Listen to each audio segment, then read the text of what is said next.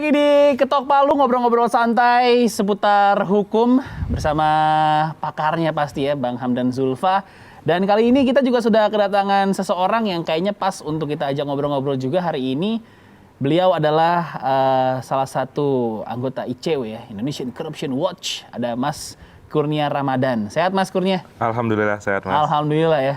Sedih nggak dengar curhatan Ibu Sri Mulyani ada pengkhianat di bawahnya ini Mas? Iya pasti ya, karena ini kan sebagai tulang punggung negara ya, penerimaan pajak. Dan ini sudah berulang ya, bukan kali pertama ini ditangani oleh KPK. Seingat saya tahun 2019 juga pernah ditetapkan tersangka beberapa oknum pegawai pajak.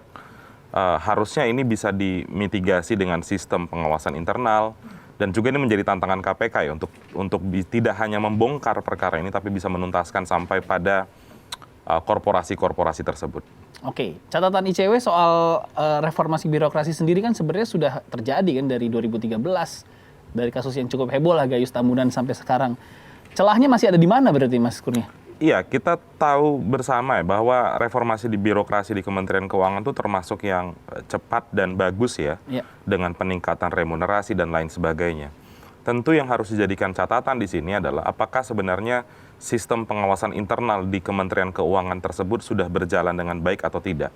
Kalau kita kaitkan dengan kasus ini, tentu menjadi menarik untuk bisa menelisik siapa sebenarnya yang menjadi pelapor dalam kasus ini. Apakah masyarakat atau pengawas internal Kementerian Keuangan? Ketika itu dilaporkan oleh masyarakat, berarti ada celah atau ada hal yang harus diperbaiki karena tidak bisa mendeteksi sistem tersebut terhadap tindak pidana korupsi dalam bentuk suap yang hari ini sedang ditangani oleh KPK. Boleh minta tanggapannya Bang Hamdan? Iya, memang harusnya memang setelah menyatakan ini disidik langsung kepada penetapan tersangka. Tentu ini kan bukan proses yang baru. Saya sangat sependapat kalau itu sangat rawan untuk masalah penghilangan bukti dan lain sebagainya karena belum ada penetapan tersangka. Memang dari pemberitaan yang ada 2 orang yang dinonaktifkan dari jabatannya. Apakah yang itu sebagai tersangka kan belum ada sebuah keputusan yang diumumkan kepada publik. Nah kemudian yang kedua, tadi saya sudah sampaikan ini perlu sekali ya untuk melihat bagaimana aliran dana ini kemana uang itu lari, itu dalam waktu yang bersama dilakukan dengan TPPU. Jadi ketika menyidik itu langsung dengan TPPU karena ini penting sekali untuk melihat modus operasinya dan kemana uang-uang itu dipergunakan. Oke, saya meminta tanggapannya ke Mas Kurnia selaku anggota ICW juga menanggapi korupsi khususnya di negara ini yang kayaknya sekarang semakin meresahkan gitu. Kita bisa melihat dari indeks persepsi juga yang semakin rendah negara kita. Ada tanggapannya Mas Kurnia? Iya, dari indeks persepsi korupsi yang dilansir oleh Transparansi Internasional sebenarnya sudah cukup clear menggambarkan betapa peliknya situasi penegakan hukum hari ini. Tidak hanya dari sisi peringkatnya menurun sampai peringkat 100-an sekarang, dan poinnya juga menurun. Dan ini saya rasa dalam 10 tahun terakhir ini baru terjadi di era tahun 2020 kemarin. Kalau saya tarik menggunakan teori Friedman ya, Lawrence Friedman, kita bisa mengacu pada 3 hal ya. Yang pertama, bagaimana dari sisi substansi hukumnya, regulasinya apakah sudah baik atau tidak untuk pemberantasan tindak pidana korupsi. Kami berpendapat situasi hari ini justru bertolak belakang untuk bisa memberikan suplemen bagi pemberantasan korupsi. Belum ada revisi Undang-Undang Tipikor, perampasan aset, pembatasan transaksi uang kartal, yang diubah justru Undang-Undang KPK yang menjadi tumpuan harapan pemberantasan korupsi. Itu soal substansi hukum.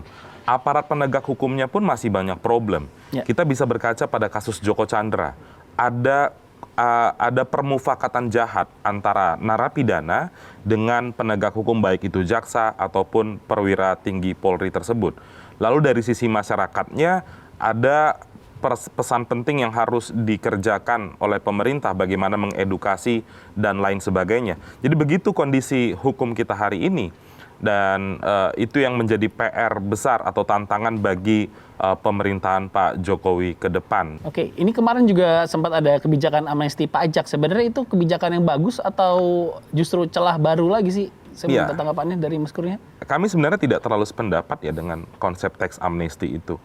Karena harusnya yang dilakukan oleh pemerintah adalah mendata ulang perusahaan-perusahaan mana yang selama ini terlambat bayar pajak atau membayar pajak yang tidak sesuai dengan apa yang diwajibkan, itu saja yang dikejar daripada harus mengeluarkan kebijakan tax amnesty yang mana itu dapat membuka celah praktik korupsi ke depan.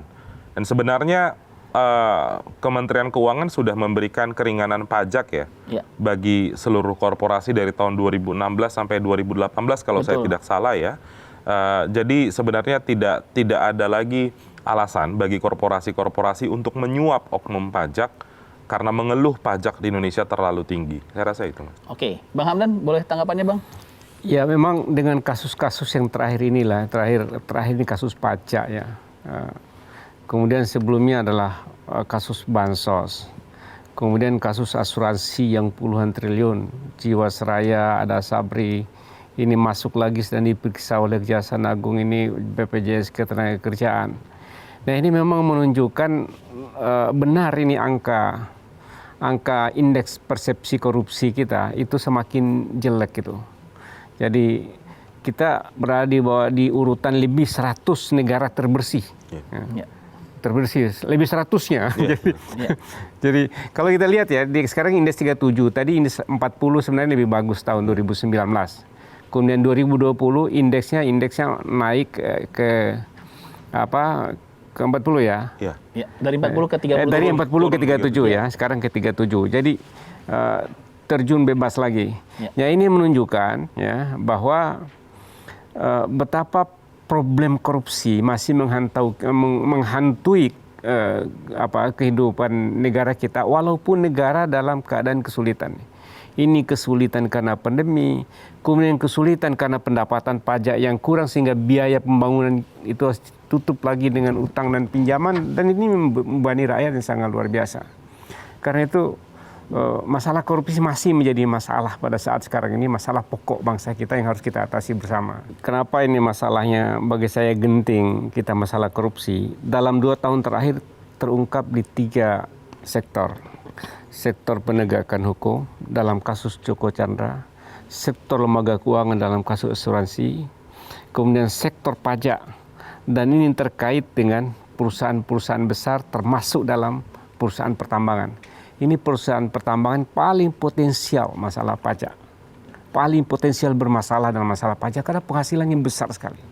Ini orang-orang terkaya di Indonesia bergerak di bidang ini, di pertambangan, terutama batu bara. Dan saya lihat catatan ada salah satu perusahaan batu bara. Jadi ini sektor-sektor yang sangat rawan untuk korupsi. Ini tergambarkan dalam kejadian 2 tahun terakhir termasuk di pemerintahan, yaitu di Kementerian Sosial lagi.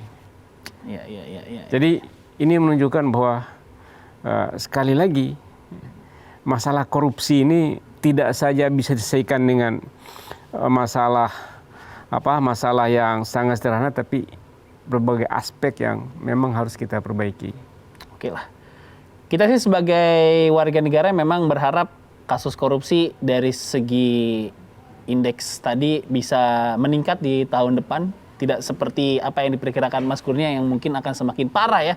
Dan segala carut marutnya ini memang harus dilakukan secara bersama-sama dari sisi reformasi birokrasi. Sebelum ditutup, Bang Hamdan boleh diketok dulu palunya sebagai tanda sah. Ya. Siap. Terima kasih untuk waktunya Mas Kurnia. Terima kasih Bang Hamdan. Kita doakan semoga korupsi bisa hilang dari negara Indonesia dan pastinya hukuman juga setimpal diberikan pada koruptor-koruptor. Kalau bisa memang hukumannya yang jerak, jadi tidak ada orang korupsi lagi. Tidak ada lagi mantan koruptor yang diberikan jabatan, diberikan peluang, bahkan diberikan jabatan politik. Aduh, saya mulai ragu-ragu nih nutupnya nih. Ya udahlah, mudah-mudahan saya selamat sampai di rumah. Terima kasih sudah nonton Ketok Palu hari ini. Kita ketemu lagi di episode berikutnya.